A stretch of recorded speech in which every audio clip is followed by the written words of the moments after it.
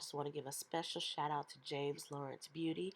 James Lawrence Beauty is a beauty, cosmetic, and personal care line whose tag is luxury care inspired by nature. They have hair care, body care, hair accessories, African fabrics, and apparel. Check out their website, jameslaurenbeauty.com.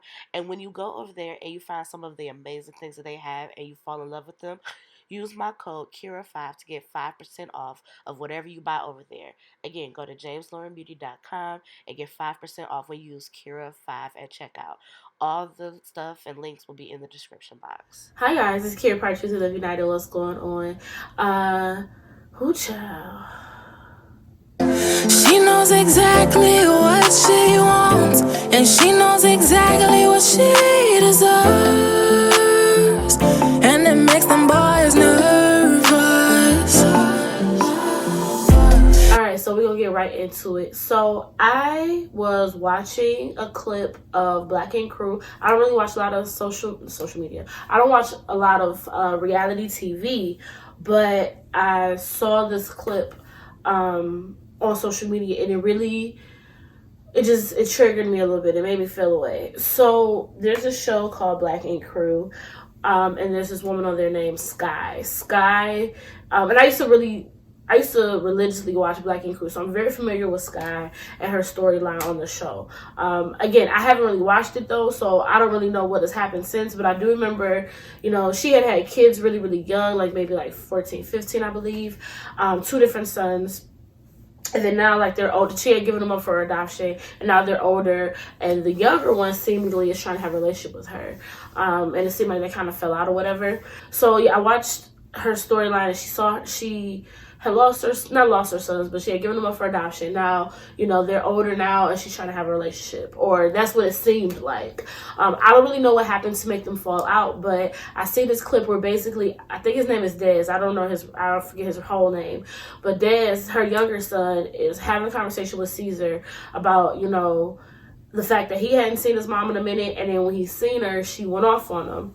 And in this clip, I watched Sky say some of the most vile, disrespectful, hurtful, traumatic things you could say to your kid.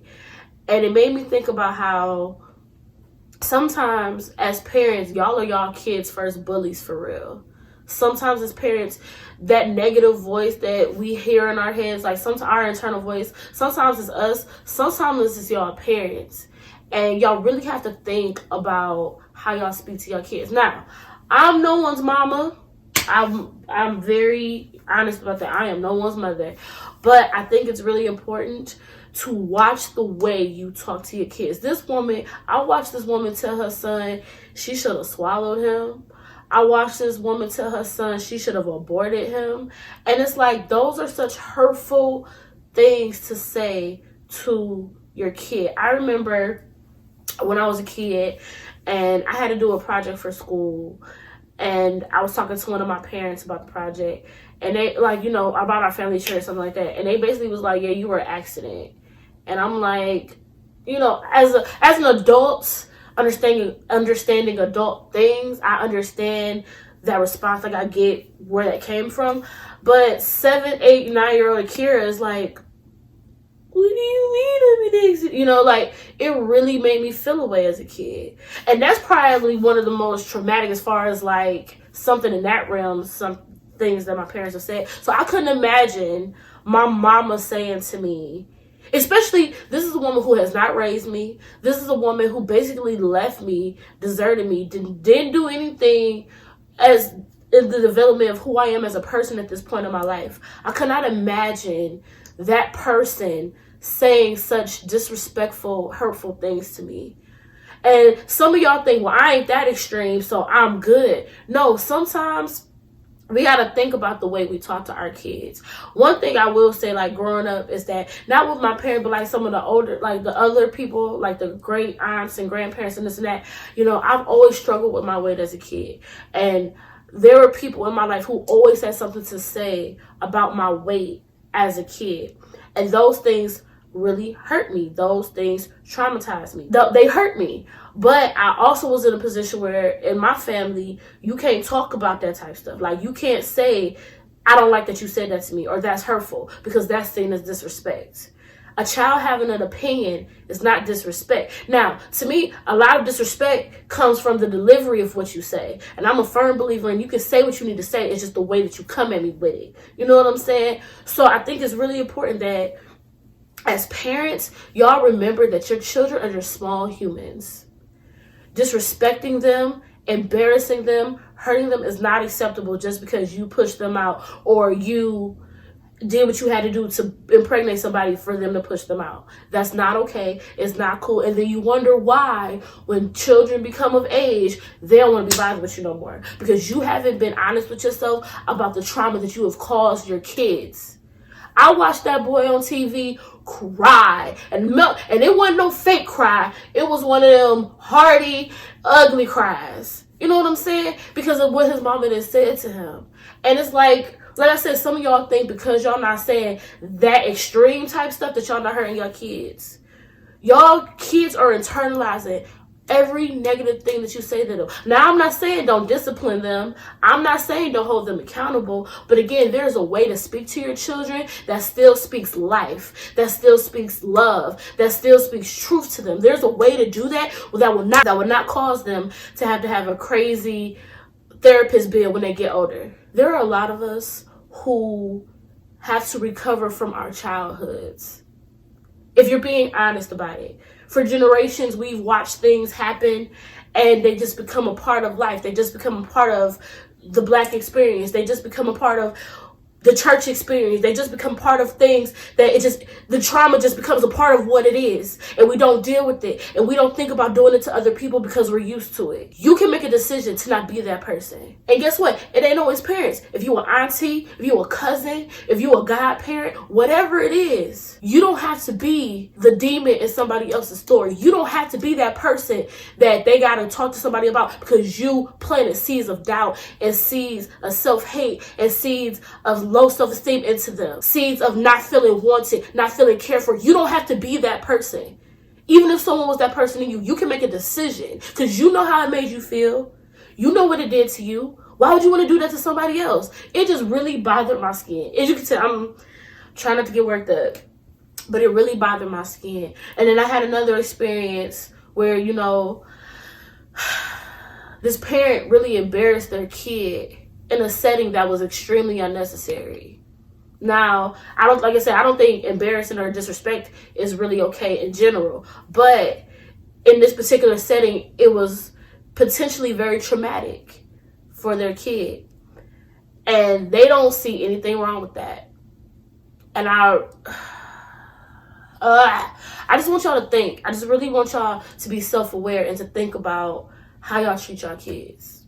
Because I'm going to tell you right now, y'all can jack up y'all kids if y'all want to. If I ever have kids and your kid try to do something to my kid, let me let you know right now, boo-boo. It ain't even gotta be my kid. I got nieces and nephews. Let me let you know right now, boo-boo. Like, no.